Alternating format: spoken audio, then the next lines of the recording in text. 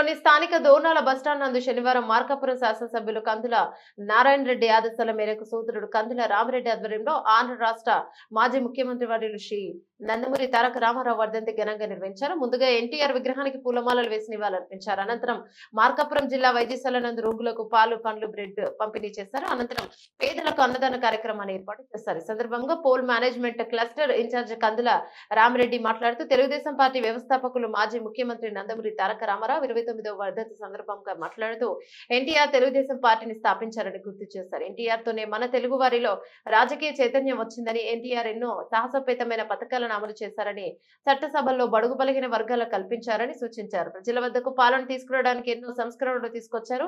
ఇప్పటికైనా ఎన్టీఆర్ పథకాలను ప్రస్తుత ప్రభుత్వాలు కూడా అమలు చేస్తున్నాయి. ఎన్టీఆర్ అంటే తెలుగు జాతికి మార్గదర్శకం అని చెప్పారు. ఎన్టీఆర్ అంటే మనకు నటనకు నిర్వచనం, నవరసాలకు అలంకారం అని తెలిపారు. పేదలకు ఉపయోగపడే పథకాలు ఎన్టీఆర్ ప్రవేశపెట్టారని, కష్టజీవుల కన్నీళ్లు, అన్నార్థుల ఆకలి నుంచి టీడీపీ పుట్టిందని గుర్తు చేశారు. కార్యక్రమంలో మాజీ ఎంసీ చైర్మన్ గుంటక సుబ్బారెడ్డి, నీటి సంఘం దగ్గుల శ్రీనివాసరెడ్డి, పట్టణ అధ్యక్షులు డాక్టర్ మౌలాలి, జిల్లా ప్రధాన కార్యదర్శి తాళపల్లి సత్యనారాయణ, మాలపాటి వెంకటరెడ్డి, మొద్దు మయూరి కాసిం మరియు పఠాన్ ఖాన్, గులాం, కనిగిరి బాల వెంకటరమణారెడ్డి, కనిగిరి బాల వెంకటరమణ, తడికమల్ల బాలుడు, బట్టగిరి శివారెడ్డి, షాకిర్ తదితరులు పాల్గొన్నారు.